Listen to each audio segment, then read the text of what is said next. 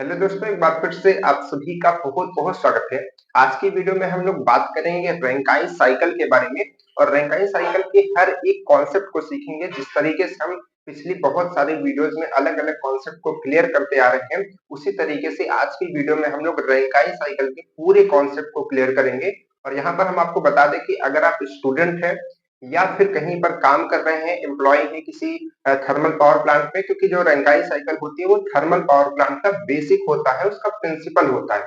तो अगर कोई भी थर्मल पावर प्लांट से जुड़ा हुआ है, चाहे वो पावर प्लांट के बच्चे हों, चाहे वो इलेक्ट्रिकल के बच्चे हों, या फिर किसी भी तरीके से अगर आप प्लांट से जुड़े हुए हैं और उसके बारे में आज की वीडियो को खोले हैं इसलिए कि हमको रंगाई साइकिल पता चलेगा, तो आज की वीडियो में हम लोग रंगाई साइकिल का पूरा एनालिसिस करेंगे। यानी कि जो बच्चे थर्मल पढ़ रहे हैं, यानी कि अभी वो कॉलेज में है, उनके लिए भी ये जरूरी है, और जो कंपनियों में काम कर रहे हैं वो भी सीखना चाहते हैं, उनके लिए भी जरूरी है, क्योंकि हम लोग आज जीरो से लेकर के पूरा डिटेल में बात करेंगे। ठीक है, यहाँ पर हमने लिख कर रखा है कि जो आज हम बात करेंगे वो बात करें यानी कि रटेंगे नहीं, क्योंकि क्या होता है कि ज्यादातर हम लोगों ने देखा है कि जैसे कोई भी चीज होती है तो हम उसको रट लेते हैं कि इसका डायग्राम इस तरीके से बनता है, इतना प्रेशर होता है, इतना टेम्परेचर होता है, यहाँ पर बॉयलर लगता है, यहाँ पर कंडेंसर लगता है, यहाँ पर टरबाइन लगती है, यहाँ पर पंप लगती है। बहुत सारी चीजें जो है हम सीख लेते हैं, मतलब एक तरीके से याद कर लेते हैं, रट लेते हैं, लेकिन उसको समझ के नहीं रखते कि ऐसा क्यों होता है।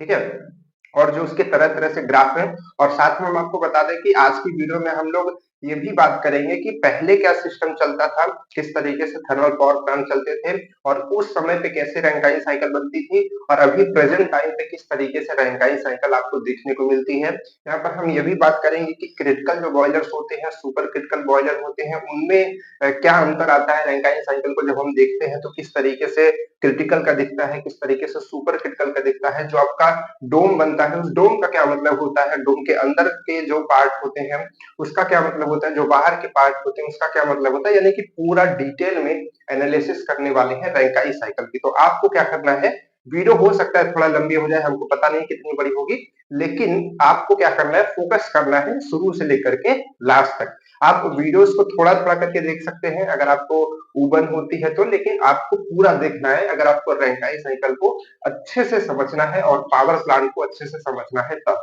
और हम आपको ये भी बता दें कि आपको हम लास्ट में एक पूरा चार्ट दिखाएंगे जिसमें हम आपको condenser cycle, feed water cycle, flue gas cycle और जितनी भी साइकिल्स होती हैं पावर प्लांट में काम करती हैं, ठीक है, रैंकाई साइकिल के साथ में सारी चीजों को हम आपको समझा देंगे। और ये भी समझा देंगे कि रैंकाई साइकिल जो आप पढ़ते हैं थ्योरेटिकल और जो आप प्रैक्टिकली चीजों को देखते हैं, समझते हैं, जो एक्चुअल में काम होता है जहां पर प्लांट लगता है, उन दोनों को रिलेट करके भी चीजों को बता देंगे। जो पुरानी चीजें हैं और जो क्या एडवांस चीजें हैं, उन सारी चीजों की बात हम आज की ही वीडियो में पूरा कर लेंगे। यानी कि रैंकाई साइकिल को पूरा हम लोग सीखेंगे, लर्न करेंगे, रटेंगे नहीं। ठीक है, और यहाँ पर हम आपको बताना चाहेंगे कि ये चीज बोर्ड पे अगर हम करेंगे तो समय लगेगा, क्योंकि यहाँ पर जो डिटेल डायग्राम है वो नहीं बन पाता है। ठीक है, उसमें बनाने में लिखने में थोड़ा मिस्टेक होता है और थोड़ी मेहनत भी हो जाती है। तो इस चीज को हम लोग कॉपी पे लेकर के चलते हैं और वहां पर आपको पूरा समझाते हैं। समझाने को तो यहाँ पर भी हमने बहुत सारी वीडियोस बताई हैं, लेकिन कॉपी पर और आपको कुछ इमेजेस दिखाएंगे, ठीक है, कलरफुल, और जो आपकी बहुत इंपॉर्टेंट इमेजेस है जिसको आप देख करके अच्छे से क्लियर कर पाएंगे, तो वो इमेजेस यहाँ पर लाना संभव नहीं है। तो वहीं पर हम आपसे सारी बात करेंगे जिसमें रैंकाई साइकिल को डिटेल में बात करेंगे। तो आइए अपने कॉपी पे चलते हैं और रैंकाई साइकिल को समझते हैं। तो देखिए दोस्तों, कॉपी के बजाय इसको हम लोग एक पीपीटी से समझेंगे जिसमें हमने पूरा सब कुछ बना दिया अच्छे तरीके से, ताकि आपको और अच्छे तरीके से समझ में आए। तो पीपीटी से हम लोग इस चीज़ को समझेंगे। तो देखिए यहाँ पर सबसे पहले समझते हैं कि ये साइकिल जो होती है, यानी कि रैंकाइन साइकिल जैसे हम पढ़ते हैं, तो इसका क्या मतलब होता है, ये क्या डिफाइन करती है। ठीक है, तो इस बात को हम समझते हैं। तो देखिए इसका एक एग्जाम्पल से इस बात को समझते हैं पहले। और हम आपको बता दें कि आपको हमारी बातों को बहुत ध्यान से सुनना है, जितनी भी बातें बोलते रहेंगे आपको बहुत अच्छे से सुनना है, और जो यहाँ पर डायग्राम दिखाएंगे उसको अपने दिमाग में रिलेट करना है। तो देखिए यहाँ पर हमने एक बनाई है सक्सेस साइकिल। सक्सेस साइकिल कहने का मतलब क्या है कि जैसे सबसे पहले अगर हम सुबह उठते हैं, गेटअप होते हैं, रेडी होते हैं, कॉलेज जाते हैं, ठीक है, कॉलेज से आए, अपना खेले कूदे, फिर आराम से खाना पीना खा करके सो गए, फिर उठे, फिर खेले कूदे। तो एक तरीके से इस साइकिल को अगर हम फॉलो करते हैं, इस प्रोसेस को अगर हम फॉलो करते हैं, तो ये हमको क्या देगी, ये हमको सक्सेस देगी। ठीक है, ये हमको क्या देगी, सक्सेस देगी। ठीक। और यहाँ पर कौन काम करता है, स्टूडेंट काम करता है। तो रैंकाइन साइकिल भी उसी तरीके से काम करती है। जैसे इसमें कंपोनेंट होते हैं कि उठना है, तैयार होना है, कॉलेज जाना है, खेलना है, फिर सोना है, अलग अलग तरीके के कंपोनेंट्स होते हैं। सेम उसी तरीके से रैंकाइन साइकिल में भी अलग अलग तरीके के कंपोनेंट्स होते हैं, जैसे कि बॉयलर हो गया, टरबाइन हो गया, जैसे कि कंडेंसर हो गया, जैसे कि पंप हो गया। तो 4 यहाँ पर मेन जो इसके कंपोनेंट होते हैं ये होते हैं। तो इसमें देखिए क्या होता है कि आपको इतना तो पता ही होगा, आप रैंकाइन साइकिल पढ़ रहे हैं कि बॉयलर में क्या होता है, स्टीम बनती है। तो स्टीम बन करके कहाँ पर जाती है, टरबाइन के अंदर गई, टरबाइन से स्टीम निकली तो कहाँ गई, कंडेंसर में आई, कंडेंसर में वो कंडेंस होने के बाद पंप में गई, फिर पंप से उसको यानी कि पंप में वाटर बन जाता है, यानी कि कंडेंसर में वाटर हुआ, फिर वाटर से ये आता है इधर पंप की तरफ, ठीक है। पंप उसको सक करता है, फिर यहाँ पर डिस्चार्ज करता है। तो इस तरीके से ये जो हमारा स्टीम है या फिर आप कह सकते हैं वाटर है, वो सर्कुलेट करता रहता है।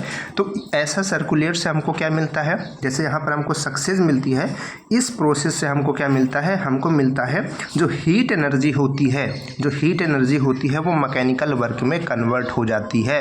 और उसी को हम लोग क्या कहते हैं, रैंकाइन साइकिल कहते हैं, ठीक है। क्या कहते हैं, रैंकाइन साइकिल कहते हैं। जैसे कि इस प्रोसेस को हम लोग क्या कहते हैं, सक्सेस साइकिल कहते हैं, ठीक है, क्योंकि ये क्या करती है, सक्सेस दिलाने का काम करती है।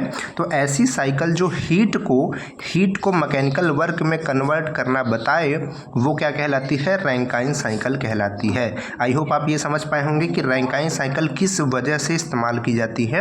रैंकाइन साइकिल ये इस चीज़ से इस्तेमाल की जाती है कि ताकि हम हीट को मैकेनिकल वर्क में कन्वर्ट कर पाए। रैंकाइन साइकिल क्या बताती है कि हीट कैसे मैकेनिकल वर्क में कन्वर्ट होगी, ठीक है। यहाँ से हम लोग हीट देते हैं और वो टरबाइन में हमको मैकेनिकल वर्क के फॉर्म में मिलता है। टरबाइन रोटेट करती है, फिर जनरेटर को घुमाती है, ठीक है। अभी आगे सारा समझेंगे, ठीक। ये पहली पीपीटी समझ में आ गई। अगला पेज देखते हैं, ठीक है। देखिए ये आपको जो दिख रहा है ये अभी कोई ग्राफ नहीं है, अभी ये जो कंपोनेंट्स हैं हमने आपको बताया कि इसमें बॉयलर होता है, आपका टरबाइन होता है, कंडेंसर होता है, पंप होता है। पहले उसके बारे में समझते हैं कि कहाँ पर क्या चीज़ें होती हैं एक्चुअल में। तो देखिए सबसे पहले बॉयलर से स्टार्ट करते हैं। ये आपका बॉयलर है, बॉयलर में क्या होता है, स्टीम बनती है, आपको पता है, वाटर जाता है, स्टीम में कन्वर्ट हो जाता है, ठीक है। तो अब वहाँ पर कन्वर्ट होता है तो उसके प्रेशर और वॉल्यूम, देखिए हम यहाँ पर जो बात करेंगे प्रेशर, वॉल्यूम और हीट और एंट्रोपी की बात करेंगे। 4 चीज़ें फिर से सुनिए। यहाँ पर हम प्रेशर और वॉल्यूम की बात करेंगे जिससे हमारा पीवी डायग्राम बनता है, और यहाँ पर हम टेम्परेचर और एंट्रोपी की बात करेंगे जिससे हमारा जो है टीएस डायग्राम बनता है, ठीक है। तो इन्हीं 4 चीज़ों की बात करेंगे। तो यहाँ पर देखिए बॉयलर है हमारा, ठीक है, बॉयलर। तो बॉयलर में क्या जाता है, वाटर, देखिए यहाँ पर ब्लू कलर से दिखाया गया है, ये वाटर जाता है, यहाँ पर ये हीट होता है। अब ये कैसे हीट होता है, क्या होता है, ये सब आगे डिटेल में बात करेंगे। अभी यहाँ पर समझिए कि ये हीट हुआ और हीट होने के बाद यहाँ पर क्या बन के जाती है, स्टीम बन करके जाती है, ठीक है, स्टीम बन करके जाती है यहाँ से। तो अब यहाँ पर जैसे हमने वाटर डाला, ठीक है, 1 लीटर जैसे पानी होता है, अगर आप उसको गर्म करेंगे तो जो स्टीम बनेगी वो 1 लीटर ना होकर के 3 से 4 लीटर तक स्टीम बनेगी। यानी कि उसका जो वॉल्यूम होता है, वी का मतलब वॉल्यूम, उसका वॉल्यूम इंक्रीज होता है। बॉयलर के अंदर क्या होता है, वॉल्यूम इंक्रीज होता है। इन बातों का आप ध्यान रखेंगे तो अभी जो चीज़ें हैं आपको ग्राफ वगैरह वो बहुत अच्छे से समझ आएगा। तो यहाँ पर क्या होता है, वॉल्यूम इंक्रीज होता है। कैसे समझ गए ना, हमने पानी दिया, मतलब उसके अंदर वाटर दिया और वो स्टीम में कन्वर्ट हो गया, इसका मतलब उसका वॉल्यूम बढ़ गया होगा, ठीक है, वॉल्यूम यहाँ पर बढ़ता है। तो यहाँ पर हम वॉल्यूम बढ़ाने के लिए क्या देते हैं, यहाँ पर हम हीट देते हैं, और हीट को हम लोग क्यू से डिनोट करते हैं। यहाँ पर ये एरो का मतलब है कि हम हीट दे रहे हैं, ठीक है। तो हीट इसके अंदर हम देते हैं, हीट का एडिशन होता है और वॉल्यूम हमारा बढ़ जाता है, और प्रेशर यहाँ पर क्या रहता है, कांस्टेंट रहता है। प्रेशर यहाँ पर नहीं बढ़ता है, प्रेशर नहीं बढ़ता है, ठीक है।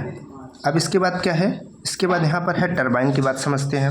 टरबाइन में क्या है, टरबाइन में देखिए जो प्रेशर है हमारा वो कम होता है, क्योंकि यहाँ पर जो स्टीम होती है वो हाई प्रेशर से आती है, और यहाँ पर जब निकलती है तो उसका प्रेशर जो है वो थोड़ा कम हो जाता है। तो यानी कि प्रेशर यहाँ पर जो हमारा घटता है। अभी यही चीज़ ग्राफ में देखेंगे ना तो आपको बहुत अच्छे से रिलेट करके समझ आएगा। तो यहाँ पर प्रेशर जो है वो घट जाता है, लेकिन वॉल्यूम थोड़ा सा बढ़ जाता है। वॉल्यूम कैसे बढ़ता है इस बात को समझिए। देखिए यहाँ पर जब स्टीम आती है तो उसमें हाई प्रेशर रहता है, और जब कोई चीज़ बहुत ज़्यादा प्रेशर लगाएंगे आप किसी भी चीज़ पे, जैसे आप एक कपड़ा ले लीजिए, मान लीजिए कि आप एक कॉटन ले लिए, रुई, ठीक है, रुई ले लिए और उस पर अपने हाथ से प्रेशर लगाइए, देखिए उसका वॉल्यूम कम हो जाता है, यानी कि वह दब जाती है, ठीक है, छोड़ दीजिए तो फिर फैल जाएगी। तो सेम उसी तरीके से यहाँ पर इतना ज़्यादा प्रेशर होता है कि थोड़ा स्टीम जो है वो कंप्रेस हो जाती है, दबी हुई रहती है, जैसे यहाँ बाहर निकलती है प्रेशर कम होता है तो वॉल्यूम बढ़ जाता है थोड़ा सा, ठीक है। तो यहाँ पर आप क्या याद रखेंगे कि प्रेशर जो है वो कम होता है लेकिन वॉल्यूम बढ़ता है, ठीक। ये आपका टरबाइन का हो गया। इसके बाद आते हैं यहाँ पर कंडेंसर के अंदर क्या होता है। तो देखिए कंडेंसर में क्या होता है, यहाँ से स्टीम आती है और ये कन्वर्ट किस में होती है, यहाँ पर कंडेंसर के अंदर वाटर में जो है कन्वर्ट होती है, ठीक है। इधर स्टीम आई और यहाँ पर वाटर में कन्वर्ट हो गई, ठीक। तो अब इसके अंदर क्या होता है, अब आप इतना तो समझ पा रहे हैं कि यहाँ पर क्या हो रहा था कि वाटर से स्टीम हो रहा था तो वॉल्यूम बढ़ रहा था, और यहाँ पर क्या है, स्टीम से वाटर में हो रहा है तो वॉल्यूम क्या हो रहा होगा, कम हो रहा होगा। अब वॉल्यूम कम हो रहा है तो जैसे इधर हीट का एडिशन हम कर रहे थे तब ये इसका वॉल्यूम बढ़ रहा था, स्टीम में बदल रहा था, तो सेम इसी का अपोजिट उल्टा होगा, इसमें हीट का रिजेक्शन होता है, हीट का रिजेक्शन होता है और कांस्टेंट किस पे होता है, कांस्टेंट प्रेशर पर होता है, ठीक है। तो इस चीज़ को आपको जो है ध्यान रखना है, इस चीज़ को ध्यान रखना है, ठीक है। तो यहाँ से समझ गए, वॉल्यूम घटेगा और हीट का रिजेक्शन होगा। आगे बढ़ते हैं, यहाँ से ये पानी में हो गया, अब ये इसको सक कर रहा है, सक्शन करेगा, यहाँ पर ये पंप लगाई गई है, ठीक है। इस जो हमारा रैंकाइन साइकिल होती है उसके मेन 4 कंपोनेंट यही होते हैं। इसके बाद और भी कंपोनेंट की बात अभी करेंगे, पहले इन 4 को ध्यान से समझिए। तो यहाँ पर पंप होता है, ठीक है, यहाँ पर पंप होता है। तो ये पंप क्या करता है, ये प्रेशर यहाँ पर जो ये एरो नीचे लगी है ये गलत हो गई है, यहाँ पर ये ऊपर रहनी चाहिए, ठीक है। तो ये प्रेशर जो है बढ़ता है, यहाँ पर पंप के द्वारा जो है प्रेशर बढ़ता है और वॉल्यूम कांस्टेंट रहता है, ऑलमोस्ट थोड़ा बहुत अगर आप देखेंगे तो बढ़ता घटता है, ठीक है, जो आइडियल ग्राफ होता है। लेकिन आप अगर जो उसमें देखेंगे, ठीक है, तो उसमें जो है ये कांस्टेंट रहता है, इसका जो वॉल्यूम होता है, प्रेशर तो इसका बढ़ता है, ठीक है, इसका प्रेशर जो है वो बढ़ता है। ये उल्टा एरो लगी है, बार बार कह रहे हैं, ये एरो ऊपर की तरफ रहेगी लेकिन इसका वॉल्यूम नहीं बदलता। वॉल्यूम कैसे नहीं बदलता उसको देखिए। तो यहाँ पर क्या होता है कि ये वाटर ही है और इसके बाद जो निकलता है ये वाटर ही होता है, तो वाटर से वाटर बदल रहा है, यानी कि इसका वॉल्यूम में कोई चेंजेस नहीं हो रहा है, तो यहाँ पर वॉल्यूम में चेंज नहीं होगा, ठीक है। फिर से एक बार बता देते हैं, फिर आपको ग्राफ दिखाते हैं, दोनों साथ में दिखाएंगे फिर, ठीक है। यहाँ पर वॉल्यूम बढ़ रहा है, हीट का एडिशन हो रहा है, ठीक है, वॉल्यूम बढ़ जाएगा, ठीक है, वाटर से स्टीम हो जाएगा। यहाँ पर क्या होगा, प्रेशर घटेगा लेकिन वॉल्यूम थोड़ा सा बढ़ेगा। यहाँ पर क्या होगा, यहाँ पर वॉल्यूम घटेगा और हीट का जो है रिजेक्शन होगा, स्टीम से वाटर में कन्वर्ट होगा। यहाँ पर क्या होगा, प्रेशर बढ़ेगा, वॉल्यूम जो है वो लगभग कांस्टेंट रहेगा, ठीक है। अगली पेज पे आते हैं अपने, देखिए अगला पेज हमारा ये है जिसमें हम आपको ये दोनों साथ में ग्राफ बताते हुए चलेंगे, यानी कि जो अभी हमने समझा इस बात को और उसका जो ग्राफ बनता है, यानी कि जो हमारा पीवी डायग्राम होता है वो कैसे रिप्रेजेंट करते हैं कि कहाँ पर प्रेशर बढ़ रहा है, कहाँ पर प्रेशर घट रहा है। तो इस चीज़ को समझने से पहले हम आपको एक छोटा सा डोम समझाना चाहते हैं, तो उसके बारे में बताते हैं। पहले देखिए यहाँ पर एक डोम होगा, अच्छा नहीं है, चलिए कोई बात नहीं है, इसी में हम आपको समझाते हैं। तो ये जो पीवी डायग्राम है इसी में देखिए ध्यान से, तो इसमें आप सारी चीज़ों को भूल जाइए, बस केवल एक चीज़ देखिए, जो यहाँ से ये लाइन सीधी गई है इस तरीके से और इसके बाद यहाँ पर ये इस तरीके से ऐसा गया हुआ है, ठीक है, ये जो है इसको डोम बोलते हैं, ठीक है, स्टीम डोम, वाटर डोम, कुछ भी बोल सकते हैं। तो देखिए यहाँ पर क्या है कि इस लाइन के बाहर यहाँ पर ये क्रिटिकल पॉइंट होता है हमारा, इसको हम लोग, इस पॉइंट को हम लोग क्रिटिकल पॉइंट बोलते हैं, ठीक है। और यहाँ पर यानी कि इस लाइन से इधर, ठीक है, यहाँ पर जो एरिया है, अगर यहाँ पर कोई भी पॉइंट को हम लेते हैं, जैसे कि यहाँ पर इस पॉइंट को लेंगे तो इस पर प्रेशर इतना होगा, वॉल्यूम जो है इतना होगा, ठीक है, यहाँ पर इतना होगा।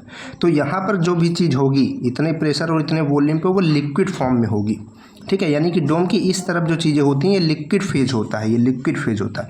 और डोम के अंदर जो चीज़ें होती हैं, यहाँ पर जो अंदर चीज़ें होती हैं वो कैसी चीज़ें होती हैं, लिक्विड प्लस वेपर होता है, लिक्विड प्लस, अब यहाँ पर लिख तो नहीं पाएंगे, यहाँ पर लिक्विड फेज लिख दीजिए और यहाँ पर लिक्विड प्लस वेपर, और जो इधर का पार्ट रहता है वो आपका वेपर फेज रहता है, ठीक है। तो 3 फेज में ये जो डोम होता है पूरे पीवी डायग्राम को बांट देता है, इधर वाला पार्ट लिक्विड में, इधर वाला लिक्विड प्लस वेपर और इधर वाला पूरा का पूरा वेपर होता है, ठीक है, यानी कि स्टीम होती है, ठीक। तो अब यहाँ पर जब इस ग्राफ को हम लोग समझ रहे होंगे तो यहाँ पर हम ये भी समझेंगे कि जैसे कोई भी पॉइंट यहाँ पर है, ठीक है, जैसे इस एरिया में है तो यानी कि वो लिक्विड में है। ठीक है, अगर कोई पार्ट यहाँ पर है, इस जगह पर है, यानी कि वो किस में है, लिक्विड प्लस वेपर है। और अगर कोई यहाँ पर है तो वो पूरी तरीके से वेपर में है, उसमें किसी भी प्रकार का लिक्विड नहीं है। तो इस पॉइंट को समझना बहुत ज़रूरी है। अभी और भी समझाएंगे ग्राफ आएगा तो। ठीक है, तो आप ये डोम समझ गए, इसके 3 पार्ट हैं, एक लिक्विड फेज और लिक्विड प्लस वेपर और यहाँ पर वेपर फेज। ठीक है, 3 पार्ट हो गए।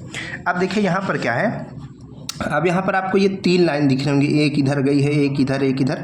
तो आप तीनों लाइन पर अभी शुरू में मत ध्यान दीजिए, आप केवल एक लाइन पे ध्यान दीजिए जो आपको बीच में दिख रही है। ठीक है, आप मान लीजिए कि ये 2 लाइन बिल्कुल नहीं है। ठीक है, तो यहाँ से हम इसको समझाते चलते हैं, जो भी हमने आपको प्रेशर और वॉल्यूम के बारे में बताया था, और यहाँ पर ग्राफ में उसी चीज़ को कैसे समझते हैं उसके बारे में बताते हैं। तो देखिए यहाँ पर हमने कहाँ से स्टार्ट करते हैं, चलिए हम यहाँ से पंप से स्टार्ट करते हैं। ठीक है, क्योंकि पंप से हम पहले पानी देंगे, फिर बाद में वो वाटर देंगे, फिर वो स्टीम में कन्वर्ट होगा। तो देखिए यहाँ पंप से स्टार्ट करते हैं, तो इस पॉइंट से स्टार्ट करेंगे। ठीक है, यहाँ से, इस पॉइंट से। तो ये जो आप देख रहे हैं 3 से 4, ठीक है, 3 से 4 जो आप देख रहे हैं, ये क्या है, ये पंप का जो है काम है। पंप का ये जो है ग्राफ बना हुआ है पंप का, ये जो आपको दिख रहा है लाइन, ये पंप का है। तो अब ये पंप का कैसे है, देखिए पंप में हमने आपको बताया था कि प्रेशर जो है वो बढ़ता है, क्योंकि पंप हमेशा प्रेशर बढ़ाने का काम करता है, और वॉल्यूम इसमें कांस्टेंट रहता है। वॉल्यूम कैसे कांस्टेंट रहेगा, क्योंकि भाई इधर पानी ही आ रहा था और इधर पानी ही निकल रहा था, पानी ही सक्शन कर रहा था, पानी ही डिस्चार्ज कर रहा था। तो यहाँ से देखेंगे, अगर आप इस ग्राफ को ध्यान से देखेंगे तो यहाँ पर देखिए प्रेशर बढ़ रहा है। पहले प्रेशर इतना था, ये कम होता है और यहाँ तक पहुँच गया, यहाँ इस पॉइंट तक। ठीक है, तो प्रेशर देखिए यहाँ से यहाँ तक हो गया, किसका, हमारे वर्किंग फ्लूइड यानी कि वाटर का। तो प्रेशर बहुत तेज़ी से बढ़ा, लेकिन वॉल्यूम अगर आप देखेंगे यहाँ पर जो वॉल्यूम था और लास्ट में वॉल्यूम देखेंगे तो लगभग ये कांस्टेंट ही होता है। ठीक है, वॉल्यूम में अगर आप देखेंगे, वॉल्यूम वाला जो आपकी लाइन है एक्सिस है, अगर उसको देखेंगे तो वो ऑलमोस्ट कांस्टेंट ही है। ठीक है, आपका प्रेशर यहाँ पर बहुत ज़्यादा बढ़ रहा है, यही चीज़ तो हमने कहा था। तो ये पंप का काम हो गया। ठीक है, इन दोनों को रिलेट करके समझना सीखिए। इसके बाद क्या है, इसके बाद आता है बॉयलर। तो बॉयलर में हमने क्या कहा था, बॉयलर में हमने कहा था कि प्रेशर जो है वो कांस्टेंट होता है, लेकिन वॉल्यूम बहुत तेज़ी से बढ़ता है। वॉल्यूम कैसे बढ़ता है, हमने ये भी बताया था कि इधर हम लोग वाटर देते हैं और यहाँ पर स्टीम बन जाती है। ठीक है, तो स्टीम यानी कि वो उस एरिया ज़्यादा लेगी। ठीक है, वॉल्यूम उसका ज़्यादा हो जाएगा। तो अभी देखिए यहाँ पर, अब ये 4 से जो आपका 1 पॉइंट दिखेगा, ये बीच वाला देखिएगा, बस ये बीच वाली, इन दोनों लाइन को भी छोड़ दीजिए। तो यहाँ से 4 से 1 देखिए। ठीक है, ना 1 डैश देखिए, ना 1 डबल डैश देखिए, बस 1 देखिए, ये सिंगल 1, ये वाला पॉइंट। तो 4 से 1 बॉयलर का काम है। तो अगर अब इस ग्राफ को आप देखेंगे तो इसमें आप देखेंगे प्रेशर लगभग कांस्टेंट है। जो यहाँ पर प्रेशर रहा होगा वही प्रेशर इस पॉइंट पर भी रहा होगा। प्रेशर आपका कांस्टेंट है, लेकिन वॉल्यूम अगर आप देखेंगे, देखिए वॉल्यूम पहले इतना था, अब वॉल्यूम इतना हो चुका है, यानी कि वॉल्यूम बढ़ रहा है लेकिन प्रेशर जो है वो कांस्टेंट बना हुआ है। ठीक है, आप रिलेट कर पाए इन दोनों चीज़ों को, बहुत बढ़िया। इसके बाद बात करते हैं, यहाँ पर देखिए ये आपका टरबाइन है। ये क्या है, आपका टरबाइन है। तो टरबाइन में हमने आपको क्या कहा था, इसमें कहा था कि प्रेशर जो आपका होता है, प्रेशर जो होता है वो आपका थोड़ा सा यहाँ ज़्यादा होता है, इधर कम हो जाता है। यानी कि प्रेशर तो बहुत तेज़ी से घटता है, लेकिन वॉल्यूम थोड़ा सा बढ़ता है। तो प्रेशर घटेगा और वॉल्यूम बढ़ेगा तो कैसा ग्राफ बन जाएगा, ये सीधी लाइन नहीं आएगी, तब ये लाइन थोड़ा सा से कर्व हो जाएगी। कैसी हो जाएगी, कर्व हो जाएगी। तो देखेंगे आप यहाँ पर, ये प्रेशर यहाँ पर देखिए 1 से 2, देखिए 1 से 2 टरबाइन का काम है। तो यहाँ पर अगर आप देख पा रहे होंगे तो प्रेशर पहले इतना था और अब प्रेशर इतना आ चुका है, यानी कि एकदम कम हो चुका है जितना शुरू में था। ठीक है, तो प्रेशर यहाँ पर कम हो जाता है, लेकिन वॉल्यूम देखिए, वॉल्यूम अगर आप देखेंगे पहले वॉल्यूम इतना था। अगर आप इसको ऐसे खींच करके इसे नीचे लाने की कोशिश करेंगे, देखेंगे तो पहले वॉल्यूम इतना था, लेकिन अब यहाँ तक पहुँच गया, यानी कि वॉल्यूम थोड़ा सा बढ़ गया। तो वॉल्यूम थोड़ा सा बढ़ता है लेकिन प्रेशर ड्रॉप होता है यहाँ पर। ठीक है, प्रेशर तेज़ी से घटता है। तो आप यहाँ पर कह सकते हैं कि आपका प्रेशर बढ़ रहा है और वॉल्यूम जो है घट रहा है। तो चाहे आप इसको देखें चाहे इसको देखें, दोनों को आपको देख करके समझना होगा और किसी को भी समझाना होगा। ठीक है, अब देखिए यहाँ पर 2 पॉइंट पे आ गए। अब देखिए यहाँ से 2 पॉइंट से आएंगे 3 पॉइंट पर, 2 पॉइंट से आएंगे 3 पॉइंट पर। तो 2 से 3 में क्या होता है आपका, 2 से 3 में आपका होता है कंडेंसर। यहाँ पर क्या होता है, कंडेंसर। कंडेंसर में हमने आपको क्या कहा था, यहाँ पर हमने कहा था कि वॉल्यूम जो है वो घटता है, वॉल्यूम कैसे घटता है? क्योंकि यहाँ पर स्टीम रहती है और स्टीम से वाटर में कन्वर्ट होगा। तो मान लीजिए 10 किलो स्टीम थी, तो वो अगर वाटर में कन्वर्ट होगी तो 2-3 लीटर पानी में आ जाएगी, ठीक है। तो यानी कि वो वॉल्यूम उसका तेज़ी से कम होता है और हीट रिजेक्शन होता है, लेकिन प्रेशर आपका कांस्टेंट बना रहता है। तो यहाँ पर देखिए, यहाँ से देखेंगे अगर आप प्रेशर, तो यहाँ इस पॉइंट पर भी वही है, इस पॉइंट पर भी वही है, लगभग प्रेशर आपका इसमें कांस्टेंट रहता है, लेकिन वॉल्यूम जो यहाँ पर हाई था अब वॉल्यूम कम होकर के इतना आ चुका है, ठीक है, जो शुरू में वॉल्यूम था। तो वही वॉल्यूम आएगा, फिर से ये जो है साइकिल आपकी ऐसे चलती रहेगी। यही प्रोसेस जो है वो फॉलो होता रहता है, यही प्रोसेस जो है वो फॉलो होता रहता है। बात क्लियर हुई? यहाँ से आप इन दोनों चीज़ों को समझ पाए कि नहीं? ठीक है। अभी आप ये मत जाइए कि जो आपका रैंकाइन साइकिल होती है उसमें आइसेंट्रोपिक कंप्रेशन होता है, आइसोबारिक हीट एडिशन होता है, आइसेंट्रोपिक एक्सपेंशन होता है, आइसोबारिक हीट रिजेक्शन होता है। ये सारी चीज़ें हमको समझ नहीं आती। सर ये समझाइए, ये आप अभी इतने अच्छे से समझ जाएंगे कि हमको बताना भी नहीं पड़ेगा, आपको इन सब का मतलब समझ में आने लगेगा, ठीक है। पहले आप इस चीज़ को समझिए जो हम आपको बता रहे हैं कि यहाँ पर प्रेशर कैसे बढ़ता है, कैसे घटता है, क्या कारण होता है, यहाँ पर कैसे प्रेशर घट रहा है, कैसे वॉल्यूम इसका बढ़ रहा है, यहाँ पर कैसे आपका ये जो वॉल्यूम है घट रहा है, हीट रिजेक्शन हो रहा है, यहाँ पर प्रेशर कैसे बढ़ रहा है, ठीक है, और वॉल्यूम कैसे कांस्टेंट है। तो ये आप समझिए, ठीक है, जो हमने आपको समझाया अभी, ठीक है। चलिए अगले पेज पे आते हैं।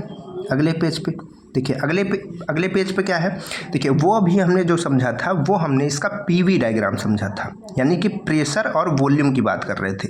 लेकिन अब हम बात करेंगे टेम्परेचर और एंट्रोपी की। टेम्परेचर और एंट्रोपी भी बहुत ज़्यादा ज़रूरी होती है रैंकाइन साइकिल में हमें इस चीज़ को समझने के लिए। टेम्परेचर तो आप समझते हैं कि क्या होता है भाई, तापमान होता है, जितना हीट करोगे, हीट एनर्जी दोगे उसका उतना टेम्परेचर बढ़ेगा। लेकिन एंट्रोपी क्या होती है, बहुत बच्चे भूल जाते हैं। तो एंट्रोपी देखिए क्या होती है, किसी चीज़ में जितना डिस्टर्बेंस होगा, ठीक है, जैसे शांत पानी रखा है, आपने उसको क्या कर दिया, गर्म कर दिया, उसको आपने गर्म कर दिया तो इसकी एंट्रोपी बढ़ गई, यानी कि जो शांत रखा था वो उबलने लगा, उसके पार्टिकल इधर उधर भागने लगे तो उसकी एंट्रोपी बढ़ गई, और हीट कर दिया तो और एंट्रोपी बढ़ गई। तो जितना डिस्टर्बेंस आप किसी चीज़ में लाएंगे उसमें उतनी एंट्रोपी बढ़ती जाएगी, ठीक है। तो उसको एंट्रोपी कहते हैं और उसको टेम्परेचर। तो ये दोनों एक दूसरे पर डिपेंडेंट होते हैं, तो इसी वजह से इनका ग्राफ बनता है जिसको हम लोग TS ग्राफ कहते हैं। एंट्रोपी हम लोग S से डिनोट करते हैं, देखिए यहाँ पर लिखा है S, ठीक है। चलिए तो यहाँ पर ये इस ग्राफ को समझते हैं और उसके कारण को भी समझेंगे। ऐसा नहीं कि बस हमने आपको बताया कि ऐसे से बनता है ग्राफ, ऐसे से होता है, इसके कारण को भी समझेंगे, ठीक है। तो देखिए यहाँ पर जैसे हमने पंप से स्टार्ट किया था तो पंप से यहाँ भी स्टार्ट करते हैं। तो देखिए ये जो आप इस पॉइंट को देख पा रहे हैं, ये वही फिर से आपका ये जो ऐसा दिख रहा है ये वाला, ये आपका वही डोम है जो आपका पुराना डोम था। तो ये वाला कौन सा फेज हो जाएगा, लिक्विड फेज। और जो डोम के अंदर चीज़ें हैं वो आपकी कैसी फेज हो जाएंगी, लिक्विड प्लस वेपर। और जो इधर के चीज़ें हैं वो क्या हो जाएंगी, आपकी वेपर, यानी कि एकदम टोटल वेपर फेज हो जाएगा। अच्छा, इस चीज़ को थोड़ा सा और समझ लेते हैं पहले वाले डायग्राम से। हम आपको और एक छोटी सी बात बता दें। देखिए अगर आप यहाँ पर ध्यान देंगे ना, यहाँ पर ये किसका पॉइंट था, ये पंप का पंप था। तो पंप किस में काम कर रहा था भाई, वाटर को ही सक कर रहा था और वाटर को ही डिस्चार्ज कर रहा था। तो आप देख पा रहे हैं कि जो इसका ग्राफ बन रहा है वो किस फेज में है, वाटर फेज, मतलब लिक्विड फेज में है ना। तो लिक्विड फेज में इसीलिए इसके ग्राफ को यहाँ पर बनाते हैं। हम इसको इधर भी नहीं बना सकते थे क्या, बिल्कुल, लेकिन गलत हो जाता। तो हम जब भी इस ग्राफ को बनाएंगे इस डोम के हमेशा लिक्विड फेज में ही हमारा जो पंप का काम रहेगा, क्योंकि हमको पता है कि पंप जो सक्शन करता है वाटर का ही करता है, डिस्चार्ज भी किसका करता है, वाटर का ही। तो इस वजह से हम इसको जो है किस में बनाते हैं, लिक्विड फेज में बनाते हैं, ठीक है। बॉयलर में क्या होता है, बॉयलर में देखिए लिक्विड से ये किस में कन्वर्ट होता है, लिक्विड प्लस, भाई लिक्विड है तो पहले वो स्टीम में जब कन्वर्ट हो रहा होगा तो इसमें कुछ लिक्विड होगी, कुछ वेपर होगा, तो इस जगह से तो होकर के जाएगा ही, ठीक है, यहाँ पर। तो इसलिए ये जो ग्राफ है इस तरीके से बनता है कि यहाँ पर पहले जो हमारा वाटर है, जो हमारा लिक्विड है, वो थोड़ा सा स्टीम में कन्वर्ट होता है, तो जिसकी वजह से लिक्विड प्लस वेपर हो जाता है। और अगर और ज़्यादा हम इसको हीट करते हैं तो ये लिक्विड मतलब कि वेपर जोन में तब जाता है। देखिए यहाँ पर ये थोड़ा सा वेपर जोन में भी गया है। कब वेपर जोन में कब जाता है, जब हम सुपर हीटर का इस्तेमाल करते हैं और उस स्टीम को सुपर हीटेड करते हैं, तब वो वेपर जोन में जाता है। ठीक है। यहाँ पर देखिए वेपर जोन में जाता है, और जो हम अभी पढ़े थे वो क्या है, ड्राई सैचुरेटेड स्टीम है। और अगर हम इसके पहले ही स्टीम को इधर टरबाइन में घुसा देते हैं तो उसको हम लोग वेट स्टीम बोलते हैं। वेट स्टीम कैसी स्टीम होती है, जिसमें स्टीम और थोड़ा बहुत वाटर के पार्टिकल भी रहते हैं, ठीक है। उसको हम लोग कैसी स्टीम बोलते हैं, वेट स्टीम बोलते हैं, ठीक है। तो ये वेट स्टीम का ग्राफ है, ठीक है, जो इधर से ही लौट आया है, ठीक है। और ये ग्राफ इसका है। तीनों आप साथ में नहीं बनाएंगे, एक बनाएंगे, चाहे आप इधर वाला बनाइए 1 पॉइंट वाला, चाहे 1 डैश वाला बनाइए, चाहे ये बना, तो जो बनाएंगे आप लिखेंगे। अगर ये 1 डबल डैश वाला बनाएंगे तो सुपर हीटेड स्टीम लिखेंगे, इसको बनाएंगे तो ड्राई सैचुरेटेड, और इसको बनाएंगे तो वेट स्टीम लिखेंगे, ठीक है। तो इस चीज़ को समझिए कि अगर कोई पॉइंट यहाँ पर है तो मतलब वो लिक्विड फेज में है, अगर यहाँ पर पहुँच रहा है मतलब वो वेपर फेज में पहुँच रहा है, यानी कि वहाँ पर वेपर होगा, ठीक। तो इसका यही मतलब होता है। चलिए वही चीज़ यहाँ पर भी है। तो अब देखिए यहाँ पर क्या है, देखिए ये पंप का काम है ना, तो पंप का काम देखिए इस लाइन के इधर हमेशा रहता है। क्यों? क्योंकि ये लिक्विड फेज है ना, और पंप हमारा लिक्विड फेज में ही काम करता है। तो यहाँ से 1 से 2 जो है, ये छोटा सा जो आप लाइन देख पा रहे हैं, इतनी बड़ी पेन की जितनी बड़ी ये निब है उसके बराबर देख पा रहे हैं। ये जो आपका है ये केवल इस पंप, छोटी सी पंप का काम है, छोटी सी पंप का ये वर्क है, इतना 1 से 2, ठीक है। अब उसके बाद ये जो ऐसे आप देख पा रहे हैं यहाँ से यहाँ तक, देखिएगा यहाँ से यहाँ तक जो आप देख पा रहे हैं, और उसके बाद यहाँ से यहाँ तक जो आप देख पा रहे हैं, ये सब हीटर्स लगे होते हैं। तो उनके वजह से इसका टेम्परेचर जो है, देखिए यहाँ पर, अच्छा एक सेकंड, यहाँ पर आप क्या देख पा रहे थे, 1 से 2 आप क्या देख पा रहे थे कि टेम्परेचर इंक्रीज हो रहा है, लेकिन एंट्रोपी आपकी नहीं बदल रही। देखिए अगर आप सीधी लाइन खींचेंगे तो जो एंट्रोपी इस पॉइंट पे है 1 पे, वही एंट्रोपी तो 2 पॉइंट पे भी है। तो एंट्रोपी यहाँ पर नहीं बदलती, यानी कि पंप में जो है वो एंट्रोपी नहीं बदलती है, एंट्रोपी वही रहती है, ठीक है। तो क्या बदलता है यहाँ पर, थोड़ा सा टेम्परेचर बढ़ता है, ठीक है। क्या बढ़ता है, टेम्परेचर बढ़ता है और प्रेशर बढ़ता है। प्रेशर हमने बताया था ना इसके पहले वाले ग्राफ में, यानी कि पीवी वाले में, ठीक है। तो इसमें टेम्परेचर और प्रेशर बढ़ता है। और उसके बाद जैसे ही ये वाटर यहाँ से निकल करके बॉयलर में जाने से पहले ना हीटर्स में जाते हैं। तो ये जब हीटर्स में जाते हैं तो उसका टेम्परेचर बढ़ता है, और टेम्परेचर बढ़ेगा तो हमने आपको कहा था एंट्रोपी जो है आपकी बढ़ेगी, ठीक है। टेम्परेचर जब बढ़ता है तो एंट्रोपी जो है वो बढ़ती है। बात को समझिएगा, जब टेम्परेचर बढ़ता है तो एंट्रोपी आपकी बढ़ती है। तो जैसे जैसे टेम्परेचर हम बढ़ा रहे थे, देखिए 100, 150, 200, 250, इस तरीके से जैसे टेम्परेचर बढ़ा रहे थे, एंट्रोपी भी 1 से, देखिए 1 से 2, 2 से 3, 3 से 4 हो रही थी, यानी कि एंट्रोपी भी लगातार जो है वो बढ़ रही थी, ठीक है। तो मान लीजिए कि यहाँ पर एंट्रोपी यहाँ पर आ गई है 2.78, कुछ भी आ गई है, ठीक है, यहाँ तक बढ़ गई है। अब आप सोचेंगे कि ये तो बढ़ ही रही थी, टेम्परेचर तो हम यहाँ, ये है, ये किसका फेज है, ये भी बॉयलर का ही पार्ट है। यानी कि यहाँ से समझिए कि इस पॉइंट 2 पॉइंट से लेकर के ऐसे, और यहाँ ये देखिए यहाँ पर छोटा सा 3 लिखा हुआ है, ठीक है, यहाँ पर छोटा सा 3, तो यहाँ तक पूरा बॉयलर का पार्ट है, यहाँ से लेकर यहाँ तक। लेकिन अब आप सोचेंगे कि यहाँ पर तो ऐसे चढ़ रहा था, फिर टेम्परेचर बढ़ रहा था, यहाँ पर टेम्परेचर क्यों कांस्टेंट हो गया। सबसे ज़्यादा ये क्वेश्चन बच्चों को परेशान करता है कि यहाँ पर टेम्परेचर क्यों कांस्टेंट हो गया, क्योंकि टेम्परेचर तो हम इधर भी दे रहे थे, ये तो बॉयलर का ही पार्ट है। तो क्या बॉयलर में हम टेम्परेचर नहीं बढ़ा रहे थे, भाई टेम्परेचर तो बढ़ा ही रहे थे, लेकिन फिर ऐसा ग्राफ हमको देखने को क्यों मिलता है। अगर हम टेम्परेचर नहीं बढ़ा रहे थे तो ये एंट्रोपी क्यों बढ़ रही थी। देखिए एंट्रोपी यहाँ पर इतनी थी, यहाँ पर एंट्रोपी इतनी हो गई, ऐसा क्यों।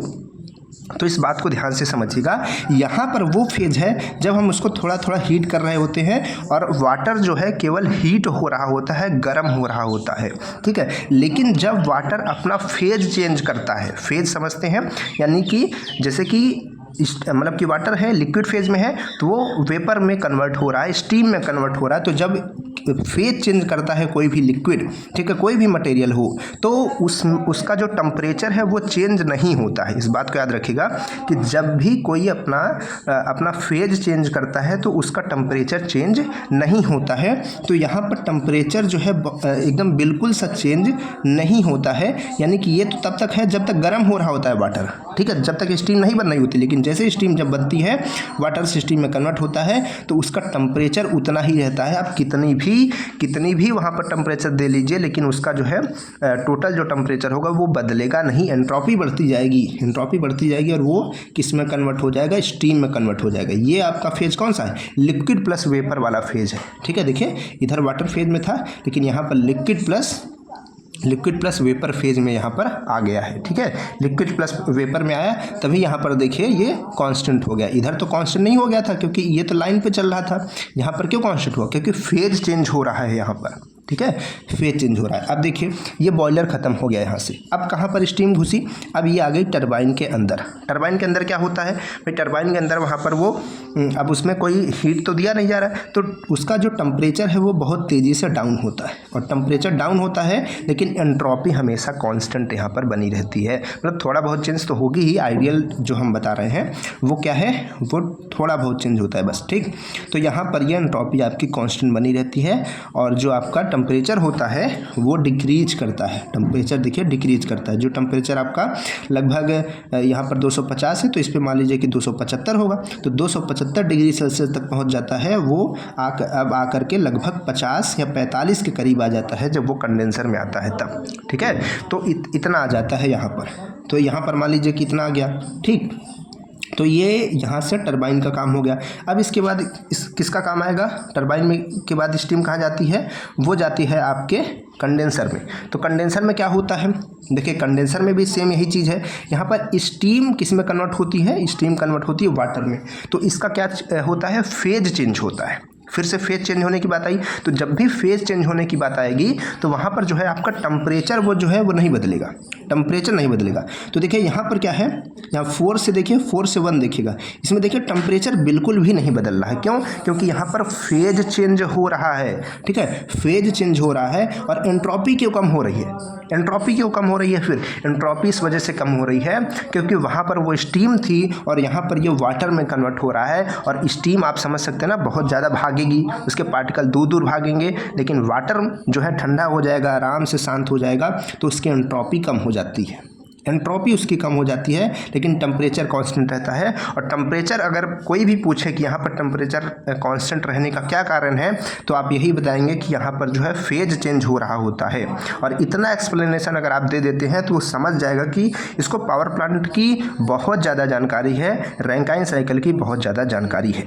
ठीक है, अब बात करते हैं इन 4 प्रोसेसेस की जो आपसे पूछा जाता है एग्जाम्स वगैरह में कि चलो बताओ रैंकाइन साइकिल में कौन कौन से प्रोसेसेस होते हैं। तो सभी बच्चे बताते हैं कि सर 4 प्रोसेसेस होते हैं, नाम बता देते हैं, लेकिन इसका मतलब हमने आपको समझाया। ठीक है, इसका मतलब हमने आपको समझाया। अब इसके बाद इसकी बात करते हैं कि यहाँ पर ये क्या होता है। ठीक है, अब देखिएगा यहाँ पर देखिए ये क्या लिखा हुआ है? Isentropic compression in pump. Isentropic compression. Isentropic का मतलब क्या है? यहाँ पर ये आइसेंट्रोपिक का मतलब ये है आपका कि जो आपका ये टेम्परेचर होता है, ठीक है, वो कांस्टेंट रहता है और इसमें ये क्या होता है? आपका कंप्रेशन होता है।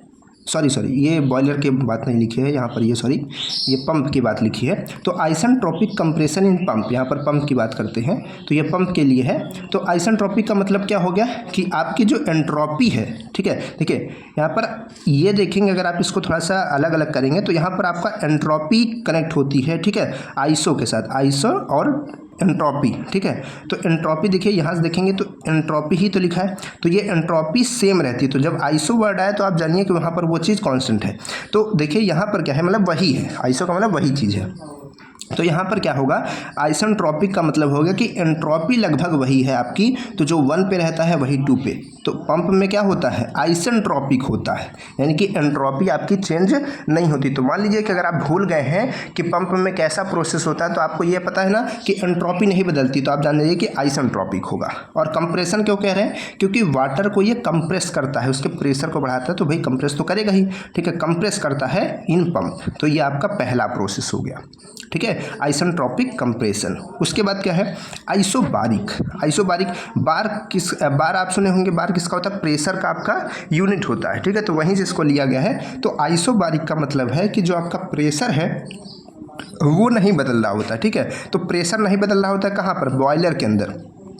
तो बॉयलर के अंदर प्रेशर नहीं बदलता, तो उसमें कैसा हो जाएगा, आइसोबारिक हीट एडिशन। हीट यहाँ पर हम लोग देते हैं, देखिए यहाँ पर ये बनाया भी गया है कि हीट हम लोग इसको देते हैं तभी तो स्टीम में कन्वर्ट होता है। तो isobaric heat addition in boiler. तो जब आप अब इनको पढ़ेंगे तो इसका मतलब भी समझ पाएंगे।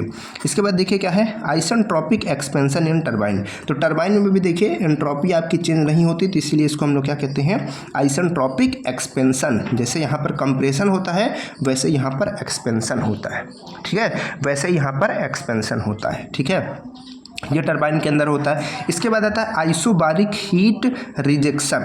आइसोबारिक का मतलब फिर से क्या हो गया, आइसो मतलब वही रहेगा, बारिक मतलब कि आपका जो आपका प्रेशर है, ठीक है। तो ये चीज़ किस में होती है, कंडेंसर में। तो देखिए कंडेंसर में भी आपका प्रेशर अगर आप देखेंगे, चलिए यहाँ पर टीवी डायग्राम में आते हैं तब तो प्रेशर दिखेगा।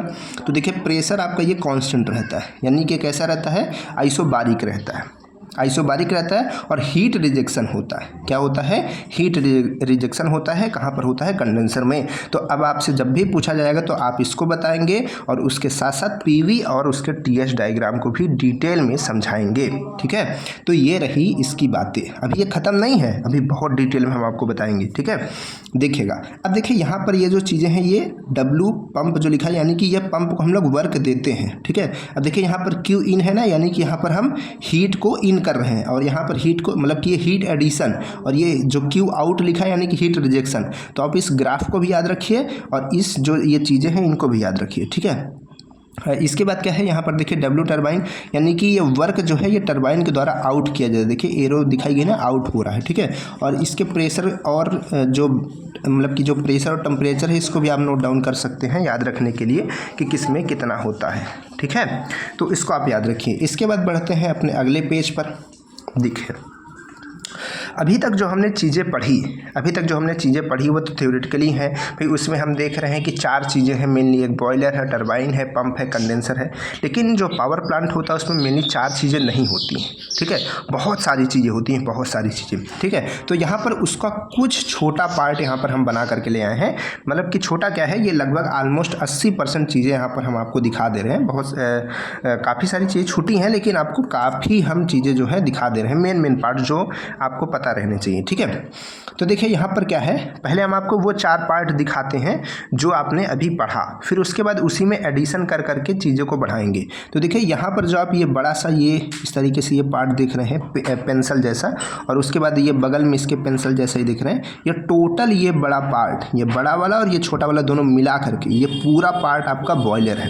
तो ये समझ गए, पहला पार्ट आपका बॉयलर जो भी आपने पढ़ा, ठीक है। दूसरा पार्ट आपका यहाँ पर ये टरबाइन हो गई, ठीक है। तीसरा पार्ट आपका ये जो बिंदी बिंदी देख रहे हैं ये आपका कंडेंसर है, ठीक है। तो तीसरा पार्ट आपके कंडेंसर हो गया, और चौथा पार्ट आपको ये जो बीएफपी लगी हुई दिख रही है ये पंप हो गया। तो आप 4 पार्ट अभी समझिए, एक बॉयलर, एक टरबाइन, एक आपका कंडेंसर और एक आपका पंप, ठीक है, ये पंप ये वाली, ठीक है।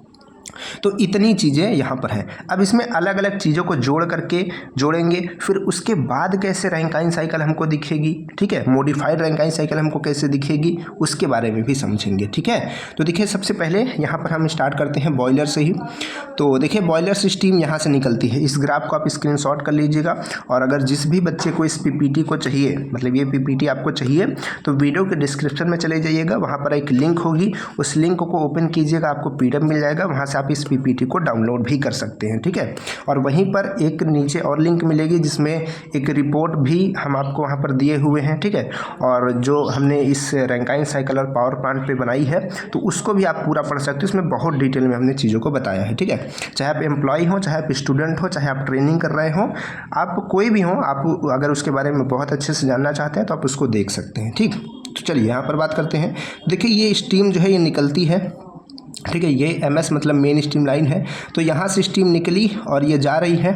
अब देखिए आप छोटे छोटे पार्टों को ध्यान मत दीजिए, ठीक है, बस आप ये समझिए कि कैसे कैसे जा रही है, प्रोसेस क्या है। तो इसके बाद देखिए यहाँ पर ये स्टीम गई इस तरीके से, सबसे पहले ये कहाँ पर जाती है, एचपी टरबाइन में जाती है। तो आप समझिए कि ये टरबाइन के अंदर गई, अभी आप ये एचपी वगैरह मत देखिए, तो ये निकली टरबाइन के अंदर गई, और टरबाइन से देखिए निकली तो फिर कहाँ आई, कंडेंसर में आई, कंडेंसर से निकली तो फिर पंप में आई, और पंप से फिर घूम करके बॉयलर में गई, फिर इस तरीके से ये हमारा प्रोसेस जो है वो चल रहा है, जो अभी तक हमने पढ़ा, ठीक है। अब इसी में हम और चीज़ों को ऐड करते हैं, ठीक है, और चीज़ों को ऐड करते हैं। पहले एक बार समझ लेते हैं कैसे कैसे स्टीम गई। गई। फिर उसके बाद इसी के साथ में ग्राफ को ला करके आपको दिखाएंगे।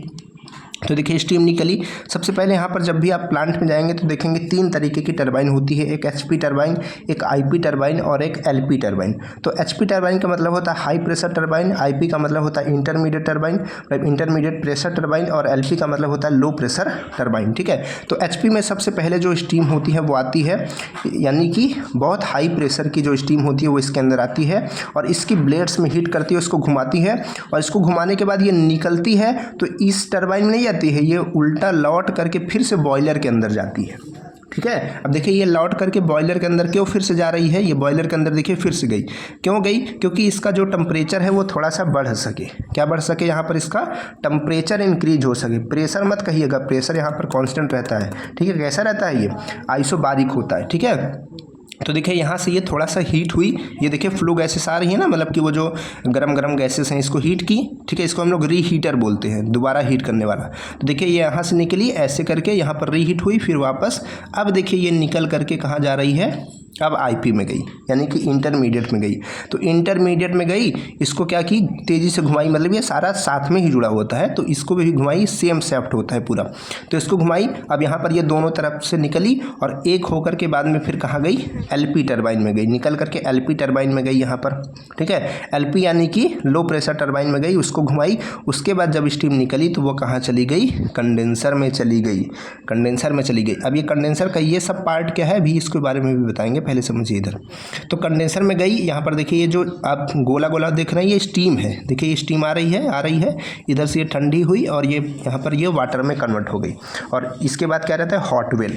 तो जो आपका ये कंडेंसर होता है, इसी का सबसे जो लास्ट पार्ट होता है, बॉटम होता है, उसी को हम लोग हॉट वेल बोलते हैं। इसमें पानी इकट्ठा हो जाता है, थोड़ा गर्म रहता है, इसीलिए इसको हॉट वेल बोलते हैं। ठीक है, तो यहाँ से ये जो पानी है वो सक करके कहाँ पर आता है? देखिए सक करके एक सीपी पंप होती है। ठीक है, कंडेंसेट एक्सट्रैक्शन पंप। ठीक है, तो ये क्या करती है? यहाँ से पानी को ही, जो हमारा कंडेंसेट वाटर होता है उसको एक्सट्रैक्ट करती है, इसीलिए इसका कंडेंसेट एक्सट्रैक्शन पंप नाम होता है।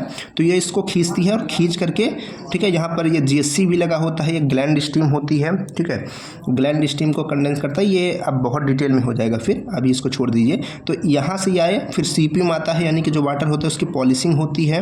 ठीक है, तो पॉलिशिंग होने के बाद ये ड्रेन में आता है, ड्रेन के बाद ये एच जो आपका एलपी हीटर होता है, इसको हम लोग एलपी हीटर कहते हैं, लो प्रेशर हीटर। तो एलपी हीटर में आता है, उसके बाद यहाँ पर डीएरेटर और एफएसटी में आता है। ठीक है, तो यहाँ पर उसका जो इसमें ऑक्सीजन के पार्टिकल हो गए, इन सारी चीज़ों को रिमूव किया जाता है, फिर जाकर के ये मेन पंप में आता है। ठीक है, तो बस आप इसका भी नाम जानते रहिए, सीपी, जीएससी। अब ये CP, GSC, CPU, drain, HP, तो जो स्टूडेंट हैं वो तो नहीं समझ पा रहे होंगे थर्मल के, लेकिन जो ट्रेनिंग कर रहे हैं बच्चे, जो एम्प्लॉई हैं, इस वीडियो को देख रहे हैं, आप पावर प्लांट में काम करते हैं, तो वो तो इन चीज़ों को समझ रहे होंगे, तो वो इस सीरीज को समझें। ठीक है, अब आप इसके अलग अलग काम को अगर समझना चाहते हैं तो वही जो रिपोर्ट हमने यहाँ पर डिस्क्रिप्शन में दी है उसको पढ़ सकते हैं। ठीक, तो देखिए यहाँ पर ये बीएफपी में जाता है, बीएफपी यानी कि आपका बॉयलर फीड पंप।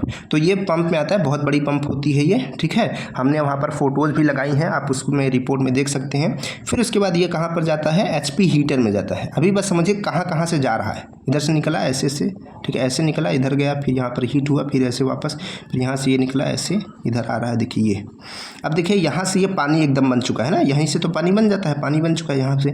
अब ये जाता है इकोनोमाइजर में, देखिए इकोनोमाइजर में गया इधर से, फिर ये मेन बॉयलर में जाता है और यहाँ पर ये स्टीम बन जाती है और फिर ये स्टीम इधर सेपरेटर में जा करके फिर से ये इधर की तरफ ऐसे घूमती रहती है। अब आप इस चीज़ को समझ गए, चलिए बहुत अच्छी बात है। अभी बाकी चीज़ें जो बची हैं उसको भी समझाएंगे, पहले आप समझिए यहाँ पर इस जो ये डायग्राम है और जो यहाँ पर ग्राफ बनता है, इसका जो बनता है यानी कि जो इसका टीएस डायग्राम बनता है, इन दोनों को साथ में हम समझते हैं। तो देखिए यहाँ पर इससे समझाते चलेंगे। यहाँ पर अभी तक जो आपने देखा यहाँ पर रैंकाइन साइकिल के बारे में, उसमें आपने केवल ये देखा कि 4 चीज़ें लगी हुई थी, एक पंप लगा था और एक आपका टरबाइन लगा था, एक बॉयलर लगा था, एक कंडेंसर लगा था। लेकिन अभी जो हमने आपको बताया इसमें कई सारी चीज़ें आ गई। तो अब इन चीज़ों को लगने के बाद हमारा जो ग्राफ होता है वो कैसे बनता है यहाँ पर समझते हैं। ठीक है, तो थोड़ा सा जूम कर लेते हैं इसको समझने के लिए और, ठीक है। अब आपको दिखाई दे रहा होगा। तो देखिए यहाँ पर देखिए ये इस पॉइंट से हम लोग स्टार्ट करते हैं हमेशा। तो यहाँ पर देखिए ये जो आपको 6 to 7 दिख रहा है, 6 से 7 दिख रहा है, ये आपका क्या है?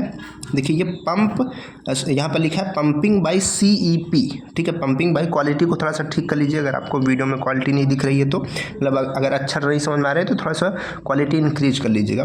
तो देखिए यहाँ पर जो है, यानी कि जब पानी बनता है कंडेंसर के बाद, ये तो आपकी कंडेंसर वाली लाइन होती थी, याद करिए, ठीक है। ये कंडेंसर वाली लाइन होती थी जिसमें आपका टेम्परेचर कांस्टेंट रहता था, ठीक है, टेम्परेचर कांस्टेंट रहता था, एंट्रोपी घटती जाती थी। ये कौन सी लाइन होती थी? ये आपकी लाइन होती थी कंडेंसर की। तो कंडेंसर के बाद किस में आता है आपका वाटर? CP में आता है। तो यहाँ पर CP में क्या होगा भाई? एक तरीके की ये पंप ही है। तो पंप में हमेशा क्या होता है? टेम्परेचर थोड़ा सा बढ़ता है लेकिन आपका जो है एंट्रोपी कांस्टेंट रहती है। तो देखिए ये सीधी लाइन इस तरीके छोटी सी खींची है, तो पंपिंग बाय CP ये 6 से 7 हो गया, ठीक है। उसके बाद देखिए GSC CPU में कुछ भी ना प्रेशर ये सब कुछ नहीं होता है, बस ये कुछ चीज़ों के लिए लगी होती हैं। GSC में थोड़ा बहुत प्रेशर जो है आपका टेम्परेचर बढ़ता है, लेकिन इन चीज़ों का भी यहाँ पर इंक्लूड करेंगे तो फिर बहुत डिटेल हो जाएगा, है ना। छोड़िए इसको। अब यहाँ पर सीधे आते हैं जो हमारा LP हीटर होता है, ठीक है। तो LP हीटर में क्या होगा? देखिए LP हीटर है तो हीटर में तो ऐसा है नहीं कि ये केवल वाटर को हीट करता है, यहाँ पर फेज चेंज नहीं होता है। तो फेज चेंज नहीं होता है तो देखिए 7 से जो आपका 9 है, ठीक है, 7 से जो आपका 9 है, इसमें देखिए टेम्परेचर बढ़ रहा है। टेम्परेचर जो यहाँ पर था वो इतना बढ़ रहा है और एंट्रोपी भी बढ़ रही है। जो एंट्रोपी इतनी थी वो एंट्रोपी इतनी हो गई। यानी कि केवल जब भी आप देखेंगे कि टेम्परेचर बढ़ रहा है और एंट्रोपी बढ़ रही है तो वहाँ पर आप जान जाइए कि इसका फेज यहाँ पर चेंज नहीं हो रहा होगा, ठीक है। तो यहाँ पर 9 तक आया। फिर उसके बाद देखिए अब इसके बाद BFP में आता है। BFP क्या है? एक तरीके का ये भी पंप है। तो पंप में क्या होगा? फिर से वही चीज़, सेम प्रोसेस जो 6 से 7 हुआ था वही 9 से 10 होगा। तो देखिए यहाँ पर 9 से 10 में क्या हो रहा है? यहाँ पर ये आपका टेम्परेचर थोड़ा बढ़ता है, टेम्परेचर बढ़ता है भाई, वो हम उसको बढ़ाते हैं तो आगे टेम्परेचर थोड़ा बढ़ता है और आपकी जो एंट्रोपी होती है वो कांस्टेंट रहती है, एंट्रोपी कांस्टेंट रहती है, ठीक है, लगभग। उसके बाद देखिए यहाँ पर लगा होता है HP हीटर, और इन हीटर को हीट कहाँ से मिलती है? तो इन हीटर को हीट इसी टरबाइन से मिलती है। देखिए टरबाइन से हम लोग एक्सट्रैक्ट करके लाते हैं, ठीक है, एक्सट्रैक्शन सिस्टम इसको बोलते हैं, एक्सट्रैक्ट करके लाते हैं वही सिस्टम। चलिए तो अब देखिए यहाँ पर ये जो आपको दोबारा फिर से उठा हुआ दिख रहा है, यानी कि 10 से 1 जो दिख रहा है, 10 to 1 जो दिख रहा है, ये क्या है? यहाँ पर लिखा है heating bye HP heater and economiser. देखिए HP हीटर के बाद ये इकोनोमाइजर में जाता है, ठीक है। तो इकोनोमाइजर में जाता है तो ये दोनों का है, 10 से 1 जो आपका ये वाला पार्ट दिख रहा है ये किसका है? आपका HP हीटर और इकोनोमाइजर का है। क्लियर है? चलिए बहुत अच्छी बात है। इसके बाद देखिए ये बॉयलर में जाता है। कहाँ पर जाता है? कहाँ पर जाता है? बॉयलर के अंदर जाता है। और बॉयलर के अंदर हमने बताया था क्या होता है? बॉयलर के अंदर क्या होता है? फेज चेंज होता है। और जब फेज चेंज होता है तो वहाँ पर क्या होता है? फेज चेंज होता है तो आपका टेम्परेचर नहीं बदलता है, एंट्रोपी चेंज होती है। तो आपका 1 से जो है इस पॉइंट तक ये क्या है आपका? देखिए हीटिंग इन सिस्टम, यानी कि सॉरी सिस्टम नहीं लिखा है, स्टीम जनरेटर, ठीक है। स्टीम जनरेटर को ही हम लोग तो बॉयलर बोलते हैं। तो ये किसके द्वारा हीट हो रहा है? स्टीम जनरेटर यानी कि बॉयलर के द्वारा हो रहा है, यानी कि उसका फेज चेंज हो रहा है, ठीक है। आप ये भी समझ सकते हैं अगर फिर से अगर आप देखना चाहिए इसी चीज़ को, तो अगर आप देखेंगे ये देखिए लिक्विड फेज में है, ये भी लिक्विड फेज में, ये मतलब कि इधर की जितनी चीज़ें हैं, चाहे वो पंप हो, मतलब चाहे CP हो, चाहे HP हीटर हो, चाहे LP हीटर हो, चाहे इकोनोमाइजर, सब देखिए किस में है? सब के सब टेम्परेचर तो बढ़ रहा है, लेकिन ये किस जोन में है? किस जोन में है? आप देख पा रहे हैं ये लिक्विड जोन में है, ये सभी के सभी लिक्विड जोन के अंदर है। वो वाला ग्राफ हम नहीं दिखा पाए आपको क्योंकि छूट गया शायद वो पेज, नहीं तो आपको दिखाते उसमें लिक्विड और ये सारा लिखा रहता तो आप अच्छे से नोट कर सकते थे। खैर कोई बात नहीं, आप समझिए कि इस लाइन के इधर जो लिक्विड है और इधर लिक्विड प्लस वेपर है और इधर पूरा वेपर है, ठीक है। तो ये देखिए लिक्विड से वेपर की तरफ बढ़ रहा है, ठीक है, यानी कि फेज चेंज हो रहा है तो इसका टेम्परेचर ठीक है नहीं बदलेगा, एंट्रोपी चेंज होगी। उसके बाद देखिए ये क्या है? ये क्या है? ये यहाँ से देखिए डायरेक्ट यहाँ से उठा हुआ है। तो हमने कहा था ना कि अब जब इस लाइन को ग्राफ आपका क्रॉस करेगा, यानी कि किस जोन में पहुँच गया? यहाँ पर ये पहुँच गया आपका वेपर जोन में, यानी कि वेपर को भी हम टेम्परेचर बढ़ा दे रहे हैं। और वेपर मतलब स्टीम, तो स्टीम का भी टेम्परेचर कौन बढ़ाने का काम करता है? कौन बढ़ाने का काम करता है? जो सुपर हीटर होता है। देखिए अगर आप इस ग्राफ को थोड़ा सा देख पा रहे होंगे, यहाँ पर देखिए यहाँ से स्टीम बनी, स्टीम बन के पहले सेपरेटर में गई, अभी ये सीधे यहाँ से जा सकती थी टरबाइन के अंदर, लेकिन ये पहले किस में आती है, सुपर हीटर में आती है। देखिए SH को हमने सुपर हीटर लिखा है, तो सुपर हीटर में आती है। तो सुपर हीटर में आएगी तो ग्राफ कैसा बन जाएगा, देखिए वेपर को भी यानी कि स्टीम को भी हम हीट कर रहे हैं। टेम्परेचर पहले इतना था लेकिन टेम्परेचर इतना बढ़ा रहे हैं, टेम्परेचर बढ़ाने का काम कर रहे हैं सुपर हीटर में, ठीक है। तो इसको टेम्परेचर एकदम बढ़ा देते हैं यहाँ तक, ठीक है। अब टेम्परेचर बढ़ा दिए, सुपर हीटर से कहाँ गई, सबसे पहले HP टरबाइन में जाती है। तो 1 से 2 आपका क्या हो गया, HP टरबाइन। देखिए यहाँ पर लिखा होगा कि steam expansion in HP turbine, ठीक है। आप क्वालिटी इंक्रीज कर लीजिए तभी आपको दिखेगा। तो यहाँ पर देखिए ये HP टरबाइन में जो है एक्सपेंशन होता है, और एक्सपेंशन होता है तो क्या होता है, टेम्परेचर डाउन होता है और एंट्रोपी आपकी कांस्टेंट रहती है, ठीक है। एंट्रोपी कांस्टेंट रहती है, क्लियर। अब इसके बाद ये लौट करके फिर से वापस जाती है थोड़ा सा गर्म होने के लिए, क्योंकि इधर ठंडी हो जाती है तो गर्म होने के लिए फिर से जाती है। तो उसको हम लोग क्या बोलते हैं, यहाँ पर बोलते हैं कि हीटिंग इन रीहीटर। इसका RH का मतलब होता है रीहीटर। तो ये रीहीटर में जाती है और ये फिर से थोड़ा सा क्या होती है, इसके टेम्परेचर को बढ़ाया जाता है, और टेम्परेचर बढ़ता है एंट्रोपी भी यहाँ पर जो है इंक्रीज होती है, ठीक है। क्योंकि स्टीम को ही बहुत ज़्यादा यहाँ पर हम गर्म कर रहे हैं, यहाँ पर फेज नहीं बदल रहा है, स्टीम का स्टीम ही है, इसीलिए आप इसमें एंट्रोपी चेंज देख पा रहे हैं। हम आपको फिर से कह रहे हैं कि जब भी टेम्परेचर बढ़े और एंट्रोपी बढ़े, ठीक है, तो आप जान जाइए कि वहाँ पर फेज चेंज नहीं हो रहा होगा, ठीक है। तो यहाँ पर देखिए फेज चेंज नहीं हो रहा, क्योंकि एंट्रोपी भी बढ़ रही है, टेम्परेचर भी बढ़ रहा है, क्योंकि स्टीम ही रहेगा, क्योंकि वेपर जोन में है तो इधर से इधर रहेगा। केवल यहीं पर आपको ये चीज़ें कांस्टेंट दिखेंगी, ठीक है। देखिए यहाँ पर दिख रही है, इधर भी बदली है, इधर भी बदली है, क्लियर। चलिए इधर से इधर पहुँच गया। अब इसके बाद देखिए ये रीहीट होकर के आया वापस, तो अब आएगा तो कहाँ जाएगा, IP टरबाइन और LP टरबाइन में गया। तो IP और LP का ग्राफ कैसे बनेगा, ये सीधा बनेगा 3 से 5, ठीक है। तो यहाँ पर देखिए लिखा है, यहाँ पर आपका लिखा है कि steam expansion in IP and LP turbine, ठीक है। तो IP और LP में आपका ग्राफ इस तरीके से देखने को मिलेगा, ठीक है। इसमें आया, उसके बाद कंडेंसर में आता है, तो कंडेंसर आपका 5 to 6 हो जाता है। तो स्टीम कंडेंसेट इन कंडेंसर, तो कंडेंसर में ये क्या होती है, आपकी स्टीम कंडेंस होती है, और कंडेंस जब होती है तो फिर क्या हो रहा होता है, फेज चेंज हो रहा होता है, जिसकी वजह से यहाँ पर आप देख पा रहे हैं कि इसमें ग्राफ कांस्टेंट बना हुआ है लेकिन एंट्रोपी कम हो रही होती है। तो इस तरीके से ये आपका जो है साइकिल बन जाती है, ठीक है। तो अभी के समय में आप इस साइकिल को भी समझ के रखेंगे, और इसके पहले जो अपने 4 कंपोनेंट्स के बारे में समझा था उसके बारे में। और जब भी आपसे कहीं भी किसी भी इंटरव्यू में, किसी भी प्रेजेंटेशन में पूछा जाता है तो आप इसी तरीके से डिटेल में समझाएंगे, पहले उसको समझाएंगे फिर इसको समझाएंगे, यानी कि क्योंकि ये यूज हो रही होती है, ठीक है। चलिए और समझते हैं, और एडवांस चीज़ों को समझते हैं, आगे बढ़ते हैं। अब देखिए यहाँ पर आप एक और दूसरा ग्राफ देख पा रहे होंगे, ये कैसा ग्राफ है। यहाँ पर हमने आपको कहा था स्टार्टिंग में कि हम यहाँ पर क्रिटिकल और सुपर क्रिटिकल की भी बात करेंगे, क्रिटिकल और सुपर क्रिटिकल की भी बात करेंगे। तो यहाँ पर देखिए ये कैसा, ये जो ग्राफ आप देख पा रहे हैं ये एक सुपर क्रिटिकल ग्राफ देख पा रहे हैं, सुपर क्रिटिकल बॉयलर का जो है ग्राफ देख पा रहे हैं, प्लांट का ग्राफ देख पा रहे हैं। अब इसमें क्या है, इस बात को भी समझिएगा, बहुत ध्यान से समझिएगा, सुपर क्रिटिकल और क्रिटिकल में क्या अंतर होता है, कैसे हम इन चीज़ों को समझेंगे, ठीक है। तो देखिए इसमें क्या है, इसमें देखिए ये आपको TS डायग्राम ही हम आपको बता रहे हैं, ठीक है, TS डायग्राम ही बता रहे हैं। तो इसमें क्या है, ये डोम आप देख पा रहे हैं, डोम आप समझ पा रहे हैं। डोम का मतलब हमने आपको बताया था कि यहाँ पर लिक्विड फेज और यहाँ पर लिक्विड प्लस वेपर, और इधर जो फेज रहता है वो वेपर फेज रहता है। ये आपका क्रिटिकल पॉइंट होता है, ये आपका क्रिटिकल पॉइंट होता है, ठीक है, बहुत बढ़िया। यहाँ पर देखिए 1 से 2 क्या हुआ, पंप। अब यहाँ पर देखिए ये हीटर्स वगैरह होंगे आपके, ठीक है। लेकिन आप ये देख पा रहे हैं कि ये जो हीटर्स हैं ये गर्म तो कर रहे हैं, लेकिन अभी भी ये स्टीम में कन्वर्ट नहीं हो रहा है, स्टीम में कन्वर्ट नहीं हो रहा है, स्टीम में कन्वर्ट नहीं हो रहा है, मतलब वाटर फेज में ही है। लेकिन ये क्या, ये तो लिक्विड प्लस वेपर फेज में गया ही नहीं, यानी कि ऐसी कभी सिचुएशन आई ही नहीं जिसमें लिक्विड भी हो और वाटर भी हो। यहाँ पर क्या हुआ, यहाँ पर ऐसा हुआ कि डायरेक्ट ये वाटर जो है इसको हम टेम्परेचर इतना बढ़ा दिए। देखिए यहाँ पर ये 300 है, यहाँ पर ये लगभग 450 होगा, और यहाँ पर ये 400 के पार है, मतलब 400 है। तो इसका टेम्परेचर हम इतना बढ़ा दिए, यहाँ पर ये जो इसका क्रिटिकल पॉइंट कभी कभी आपसे पूछ लिया जाता है, तो ये 275 होता है, यहाँ पर 74 लिखा है, आप 75 याद कीजिए। तो यहाँ पर क्या है, ये इसका टेम्परेचर हम इतना बढ़ा दिए कि ये इस जोन में गया ही नहीं और डायरेक्ट स्टीम में कन्वर्ट हो गया।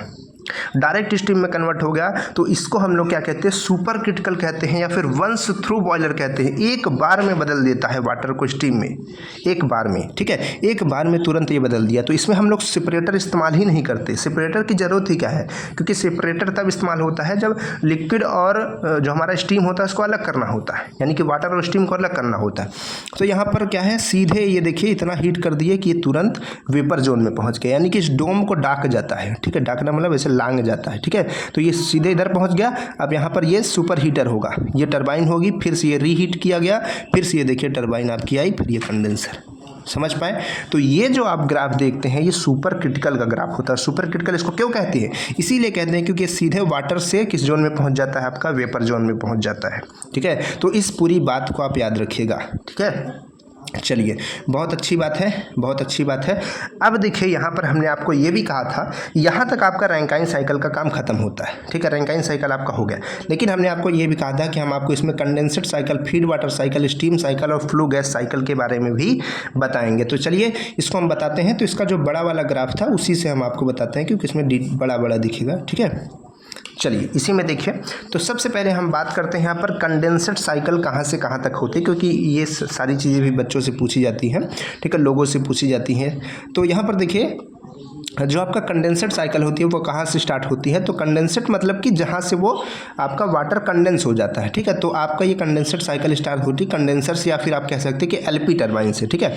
तो यहाँ से निकला स्टीम, यहाँ पर कंडेंस हो गया, तो कंडेंस के बाद ये किस में आया, सीपी में आया, ठीक है, सीपी में आया, सीपी के बाद जीएससी, जीएससी के बाद सीपीयू, सीपीयू के बाद ड्रेन, ड्रेन के बाद एलपी हीटर, उसके बाद आपका डीएरेटर एफएसटी, उसके बाद आपका यहाँ पर बीएफपी, ठीक है, बीएफपी गया, और उसके बाद आपका यहाँ पर ये एचपी गया, और उसके बाद आपका ये इको गया, इकोनोमाइजर, ठीक है।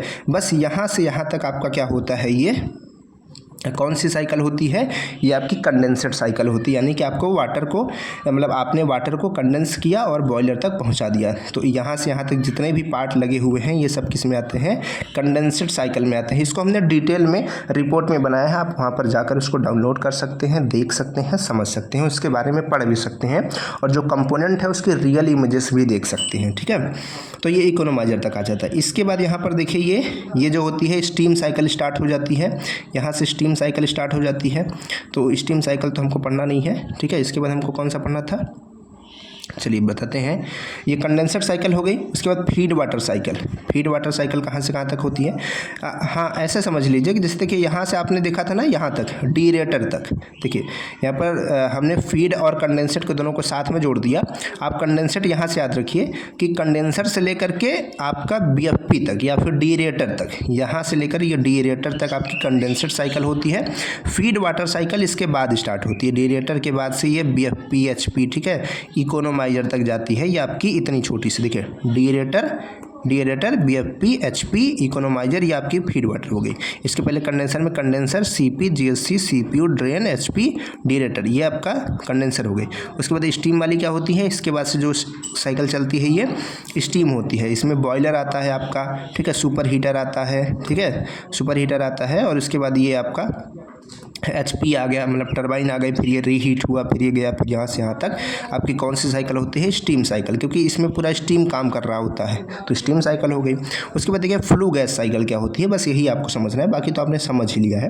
तो फ्लू गैस में क्या होता है, देखिए यहाँ पर जो बॉयलर होता है इसकी जो बॉडी होती है ना, इसके यह किसकी बनी होती है पता है, ये पाइप की बनी होती है। इसमें ढेर सारी पाइप ऐसे लगी होती है, मतलब कि जो ट्यूब्स होती हैं, ठीक है, ट्यूब्स लगी होती है, उसी के अंदर वाटर जाता है, लेकिन बीच में जगह खाली होती है। यहीं पर आग जो है बर्न हो रही होती है, देखिए इस तरीके से बर्न हो रही होती है, टेंजेंशियल फायरिंग होती है।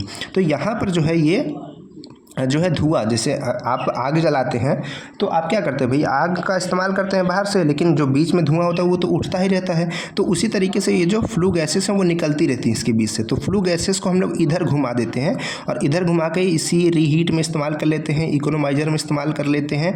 तो आप बताएंगे कि बॉयलर से निकला, सुपर हीटर गया, सुपर हीटर से ये फ्लू गैस बता रहे हैं, ठीक है, बॉयलर से निकला कहाँ गया, सुपर हीटर में थोड़ा बहुत हीट यहाँ पर यूटिलाइज हुआ, उसके बाद रीहीटर में यूटिलाइज हुआ, इकोनोमाइजर में यूटिलाइज हुआ, और यहाँ पर फिर ये डक्ट के थ्रू, एक डक्ट बनी रहती है मोटी सी, ठीक है, डक्ट के थ्रू ये बाहर निकलता है। देखिए डक्ट हमने लिखा भी है, और डक्ट के थ्रू ये एपीएच में पहुँचता है।